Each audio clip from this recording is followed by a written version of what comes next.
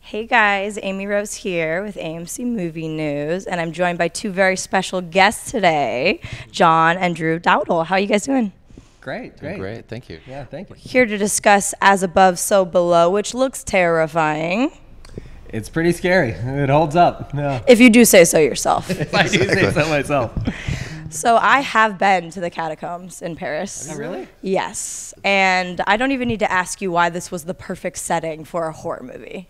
Oh yeah, it's terrifying down there. You're, 60 feet or so underground.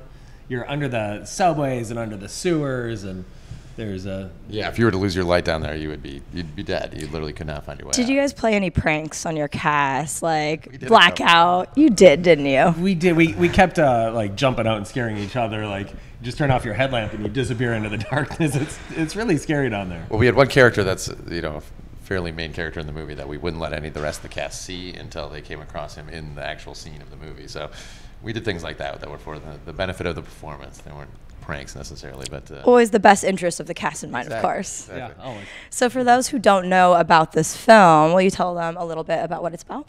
Yeah, six characters go in search of a relic under Paris, in the catacombs, and find a lot more than they hoped for. That's a very cue maniacal laugh. Yeah, it's a personalized horror experience for each one of the characters that goes down there. They find elements from their past start to reveal themselves down there, Which is way more terrifying. It is. It really is. So you guys are obviously no stranger to the horror genre. What is it about this? Because I am a fellow lover of this genre. I love it, especially seeing it with a live audience. Because there's nothing better. Just feeling the tension building and then the scare and the big reveal. What is it? Why do you love scaring people so much? It's just to sit in the back of an audience and watch like a whole theater like react to something you've done. It's so gratifying. I think growing up, Drew and me and our mom would all hide behind things sometimes for hours, just waiting for the perfect moment to jump out and scare each other. It just, I don't know, it's just part of our DNA. It's just, we're weirdos. Yeah, Your mom really, must have tough skin. She's twisted. She did this witch impression. She would hide behind corners and come out as this, wicked witch, and it would scare the living hell out of us at age 3. And I don't know. Yeah, she's odd. Yeah, we give her credit for all of this. Absolutely. I blame her. So it's got to be fun collaborating as siblings because you can get away with a lot more. I know that I twist my sisters more than you could say just a regular colleague. Why do you think that you just have completely found your stride together, just growing up in a family, loving horror movies and all of that? Well, I think, we shared a room growing up, and so, we got used to, playing nice and getting along and sharing things, and it's nice to have somebody to talk you down when you're pushing things too hard, or to egg you on when there's a good idea that nobody else sees. Yeah, we egg each other on a lot. I think there's a lot of, especially in the horror genre, there's times where we come up with ideas that, is this too far? And like, no, do it. Let's do it. It's go awesome. Further with it, and that helps. I think in the horror genre, it really. I don't know. It means a lot to push things further than people think is acceptable sometimes. And in the studio system in general, just to try and push some more edge.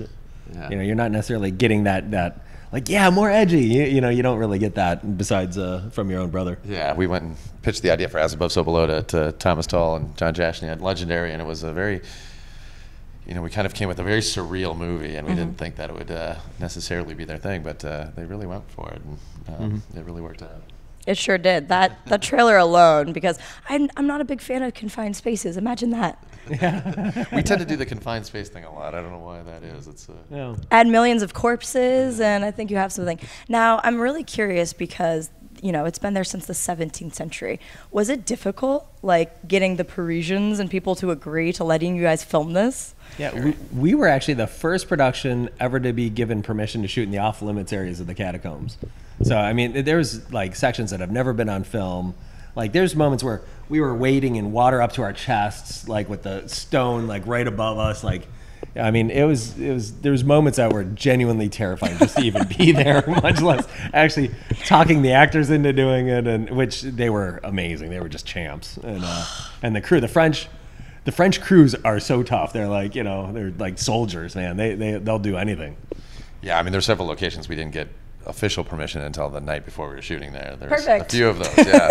And they, a few of those locations would say, you have a maximum of 8 people that can go down there. So we'd have to, select our actors carefully, and just me, John, and cinematographer and a boom guy, and that was it. There's a lot of those locations.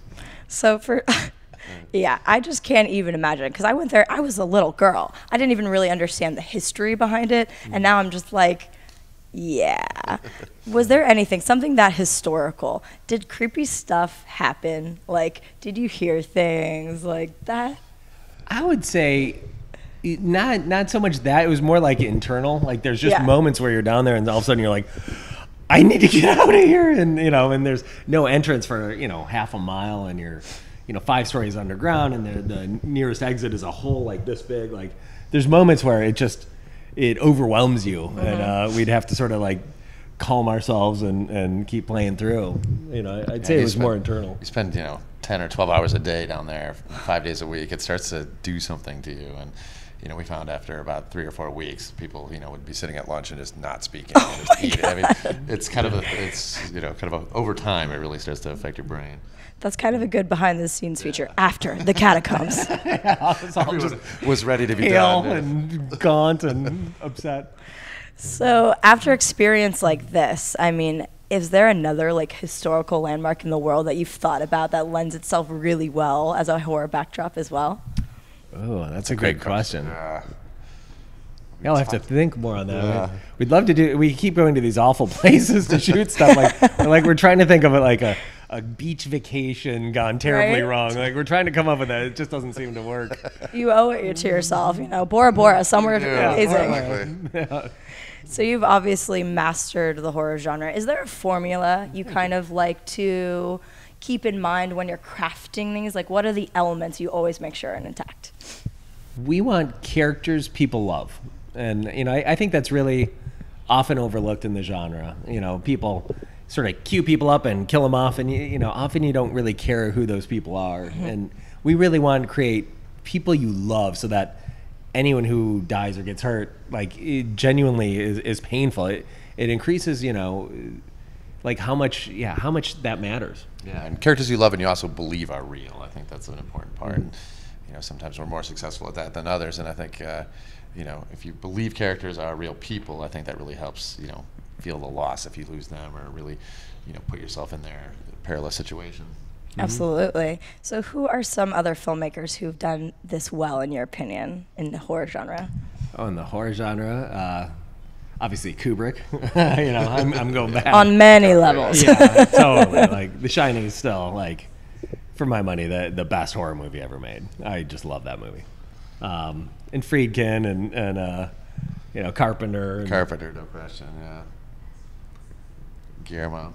Some really great things. Can you not? It's impossible not to love Guillermo on a personal and a professional level. He is a delightful person. He really is. Yeah. He gets the formula done. So this film is found footage, right? It is. Which can be so terrifying because you feel like you're part of it. And it can also not work if not done well. Why do you think you guys totally made it very successful, and I'm going to be scared right there with them? Well, a lot of times, with found footage, that becomes the movie. The movie is about the found footage, and I think that never works. Where if it's a device or a part of the style, and it's just seamlessly part of the storytelling, then I think it works really well, and it's really effective, and you feel like you're really there. And this was a fun way for us. We did found footage, but there's a couple different cameras, so it feels more traditional in some ways. Like, you sort of forget that it's found footage, but you still feel like you're there. Yeah, we find the less of a point you make about the found footage element, the better. I think when you keep drawing attention to that, I think it works against you. And most importantly, I think casting actors that can play real. The performance is so. I think subconsciously you scrutinize the performance of a found footage movie more than you would a traditional movie, because it is supposed to be real, and that. It took us forever to find our lead actress. Perdita Weeks is absolutely fantastic, but we read. 400 girls probably before we found her. It was a very tough choice, an important choice. And she was the right woman to torture in this film. Absolutely. Absolutely. Yeah, she's she had to play like really like we had to find an actor who was genuinely smart, like really smart, so that you believe that, you know, she's kind of our female Indiana Jones. And whoa, big. I know that's yeah. We want to do that kind of like Indiana Jones adventure, you know, like this epic thing, but done in a really personal style like that POV can give you. And we wanted a female lead who can handle that, who can be funny and like, you know, and subversive and you know, fearless yeah. and wickedly intelligent, and she can do all those things. So there's humor in this film, because that trailer did not indicate that at all. I mean, it's not a laugh riot. No, it's not.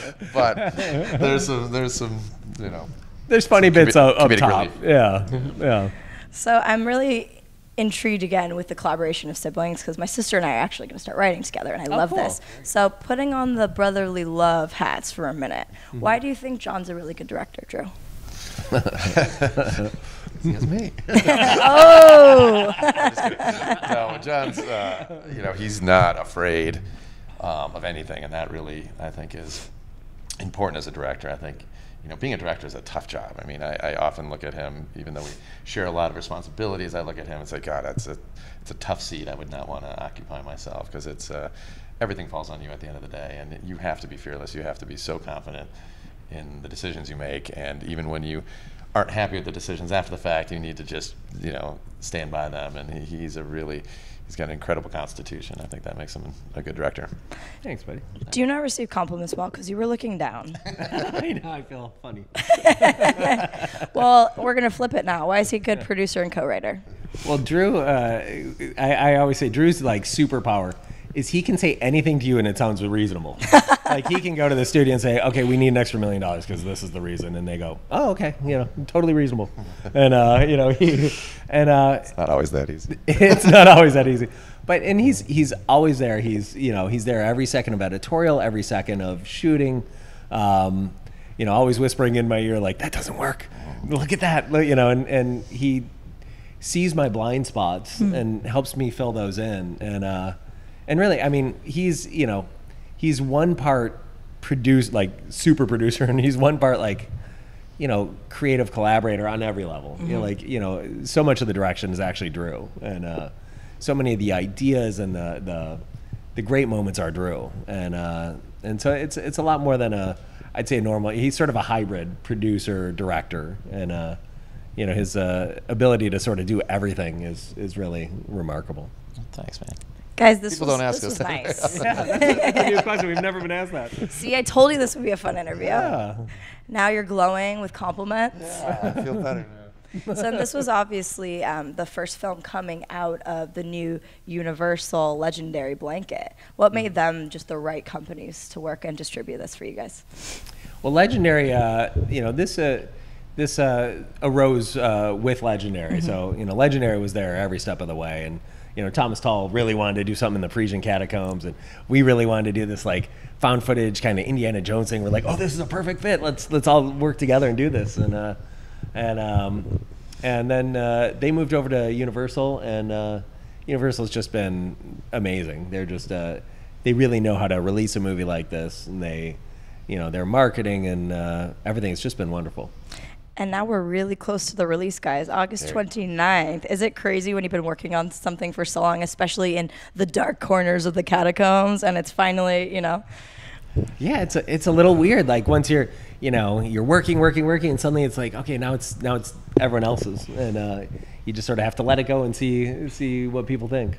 And we're obviously doing the big reveals at Comic-Con. Drew, why was this the right forum for this? Oh, Comic-Con is a perfect forum for this. I mean, Legendary is such a Comic-Con company, first of all, and this film is a great fit, and we come out, you know, a month later, everything about it we knew was, you know, the perfect place to unveil something new and exclusive for this crowd. Great. Well, final thoughts. Why are viewers going to love As Above, So Below? Because it will scare the bejesus out of you, and yet there's some soul to it too. There's more to it than just not to say just scares, but there's more to it. There's some depth there that I think people really like. Yeah, I think you'll really love Scarlett, and you'll want to follow her anywhere, no matter how dangerous. Yep. No matter how dangerous or creepy. Yeah. Great. Well, thank you so much for joining us at this special Comic-Con edition to talk about your film. People want to interact and learn more about it. Where can they find you online? They can. I don't know. We don't really have a website. We probably should. Come on, guys. No, we're on Facebook and Twitter. And the legendary YouTube channel has a lot of as above material. Yep. Okay, good. Well, we're getting to the bottom of this. You should have like we'll a get a better really answer. creepy site. Yeah. It We lends should. itself to it. Great. Well, thank you so much for joining me. The movie looks terrifying. I can't wait to see it. And we'll include a ticket link to buy them directly in the show notes below. Thank you so much, John and Drew. Thank you so much. Really appreciate it. Pleasure. Yes. Brotherly love on the Pleasure. couch. Nice This to has be been here. fun. I'm Amirose with AMC Movie News. Thank you so much for joining us. We'll see you soon. Hey everyone, if you like this video, click that thumbs up button and make sure to subscribe to our AMC Movie News YouTube channel. It's free and helps you stay up to date with all the latest movie news, as well as our daily AMC movie talk show. Also, make sure that you follow us on Facebook and Twitter to stay up to date with all of our special promotions, contests, and prize giveaways.